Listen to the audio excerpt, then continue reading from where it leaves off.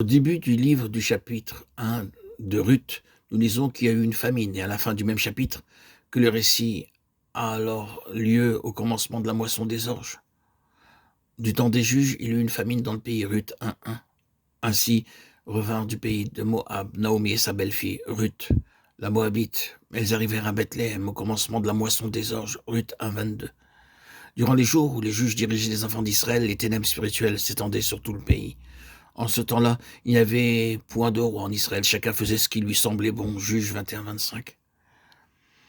Quand Dieu envoya la famine dans leur pays, Naomi et son mari quittèrent l'endroit et s'en allèrent en Moab. Sans avoir consulté Dieu, ils pensaient qu'ils seraient mieux loin de leur pays. Ils auraient dû demeurer avec le peuple de Dieu plutôt que de partir vers un pays étranger. Par ce moyen, le Seigneur nous montre de quelle façon la stérilité spirituelle peut pénétrer dans nos vies, à savoir en méprisant la communion avec le peuple de Dieu et en préférant avoir la compagnie des gens de ce monde. La première erreur que commirent donc Naomi et Elimelech fut qu'ils méprisèrent le peuple de Dieu et s'en éloignèrent. Lorsque nous sommes éloignés de la communion du peuple de Dieu et que nous sommes tout seuls, nous sommes beaucoup plus exposés aux tentations.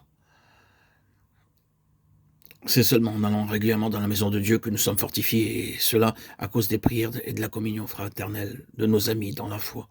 Autrement, l'ennemi gagne du terrain dans nos vies. Elimelech et sa famille furent heureux pendant une certaine période, car ils avaient là plus de nourriture qu'à Bethléem. Mais après quelque temps, Elimelech mourut. Naomi devint veuve et n'eut aucun contrôle sur ses fils.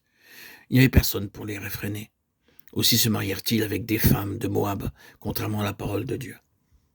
Selon la parole de Dieu, les enfants d'Israël ne devaient avoir aucune alliance par mariage avec les Moabites. L'Ammonite et les Moabites n'entreront point dans l'assemblée de l'Éternel, Deutéronome 23:3. Il y a également un commandement spécial donné dans Deutéronome 7:3, spécifiant qu'ils ne devaient pas se marier avec eux. Tu ne donneras point tes filles à leurs fils, et tu ne prendras point leurs filles pour tes fils. Si nous désobéissons à la parole de Dieu, nous aurons alors à traverser toutes sortes de souffrances et de peines. Naomi a dû passer par un grand chagrin à cause de sa désobéissance. Elle ne perdit pas seulement son mari, mais également ses deux fils. Ensuite, elle se décida à retourner à Bethléem. Puis elle se leva, elle et ses belles-filles, afin de quitter le pays de Moab, car elle apprit au pays de Moab que l'Éternel avait visité son peuple et lui avait donné du pain. Ruth 1:6. Elle réalisa que sa place était à Bethléem de Juda et qu'elle avait commis quelques erreurs en s'éloignant de ce lieu. Elle se sentit très navrée à cause de ce qu'elle avait fait. Lorsqu'elle se décida à revenir, Dieu se mit à travailler en sa faveur. Quand nous voyons nos erreurs, que nous les confessons au Seigneur et désirons remettre les choses telles qu'elles doivent être, alors le Seigneur nous aidera.